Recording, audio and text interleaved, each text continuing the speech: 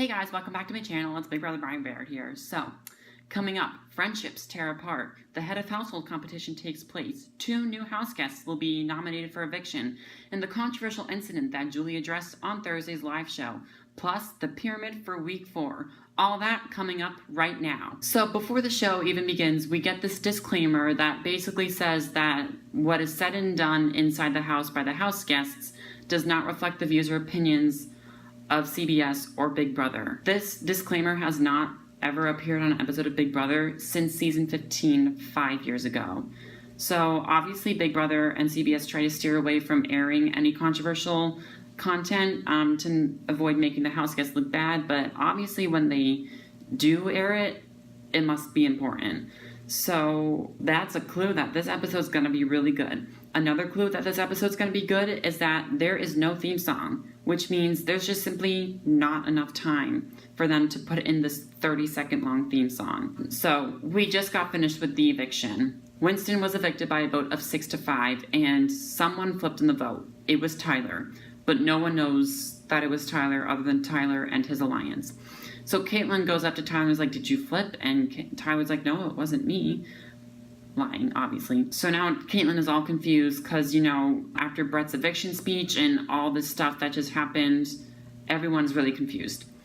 The head of household competition takes place and Sam wins head of household. Congratulations to her. She is such a sweetheart. We learned that before the eviction took place, JC and Tyler came up with a plan to try to make it look like Caitlyn flipped in the vote. Because Tyler was going to vote to evict Winston, but then he promised Caitlyn that he would vote to evict Brett.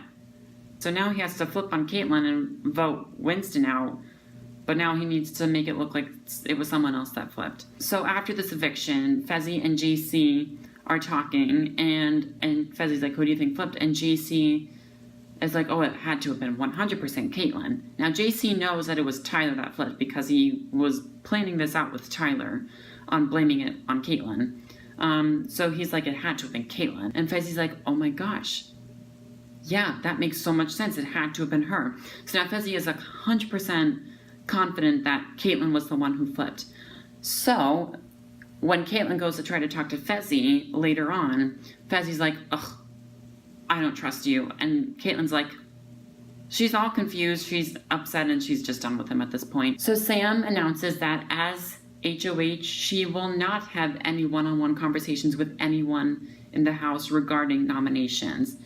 She says that she already knows who her nominations are going to be, and she is not going to change her mind. She's very strict on these rules as HOH, and personally, I don't agree with them. I think you should always be open to changing your mind, and you should be, listening to other house guests on their perspective of other people in the house and where their heads are at. So obviously we just saw that Brett and Rockstar got into this big fight right after the eviction, and Rockstar is nervous that the house still thinks that she's the one who flipped.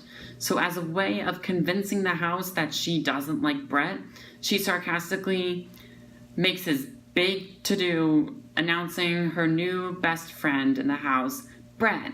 She whips out the pots and pans and starts banging them together, marching around the house, yelling that her new best friend is Brett, and has this chant that she's singing and everything, and basically tries to convince the house, I actually hate his guts, so I'm going to sarcastically say that he's my new best friend. It's really funny to watch. So now the part of the show where this disclaimer at the beginning of the episode actually matters. So JC and Bailey were having this conversation in the HOH room, and Bailey asked JC, "What's the difference between a dwarf and a midget?" And JC says that it's like the difference between the N-word and a black person. But instead of saying the N-word, he actually said out the N-word. Bailey tried to tell him, "Oh, that's not something you can say, that's wrong." And JC's like, "No, it's not." And Bailey's like, "Yes, it is. It's offensive to some people." And JC's like, "No, it's not." But basically, JC apologizes for denying the fact that it was an offensive term. And, Bailey's like, "No, that's okay, but you need to learn that when someone tells you you're wrong, you are probably wrong. You can't always assume that you're right." And she actually has a point, because We saw it when Tyler tried telling JC that yachtous isn't an English word. JC was like, no, it is. We saw it with, 0.2% of people in the world are lefties. He couldn't accept that he was wrong with that. We saw it with there's a million people in America. He couldn't accept that he was wrong on that. There are 600 billion people in this world. He couldn't accept the fact that he was wrong on that as well. And now, once again, someone's telling him you're wrong, and he's denying the fact that he's wrong. So Bailey went on to say that she knows that JC didn't mean it in an offensive way. Her problem more lied with the fact that when she tried to tell him it's an offensive word, he denied it. So you can look that up on your own time. You can watch the live feeds, or you can watch the episode. It's episode 12, I believe. Yeah, episode 12, and it's kind of towards the end of the episode. So nominations take place, and she nominates Haley and Caitlyn. And the reason she gives for that in her nomination speech is that she does not like the way that Haley and Caitlyn treat the other guys in the house. She says that it's not proper female empowerment. She also says that she sees that they have taken the most from the house and contribute the least, aka they're floaters. So after listening to Sam's nomination speech, floaters, grab a life vest. These waters are getting choppy. Looks like she's going after the floaters, but I don't agree with her first reason for nominating Haley and Caitlyn.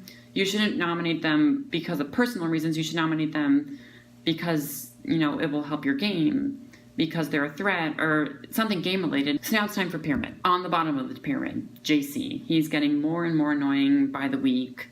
Not a fan of him. Next we have Scotty. I don't appreciate how he made this big move last week, and now he's back to being a floater. It is kind of cowardly. Next we have Brett. He's just kind of being a little bit of a jerk towards some of the house guests. Next we have Angela, Rachel, and Casey. They're the floaters. They've been the floaters since day one.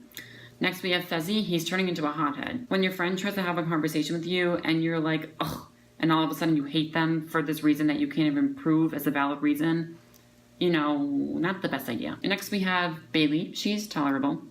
Next we have Haley and Caitlyn. You kind of feel bad for them because of the reason why they're on the block. It's not because of game-related reasons, but that's the game. Next we have Rockstar and Tyler. I didn't give them a reason. They're just kind of there. And next we have Sam. Hey, she's such a sweetheart. So next time we'll find out who wins the power of veto and if it will be used to save either Haley or Caitlyn from eviction. Plus, the premiere of my new segment, The Outside View, will take place, and we'll look at the controversies that have been happening inside the house that are only shown through the live feeds. So that's it. Thanks for watching. Like and subscribe. Goodbye.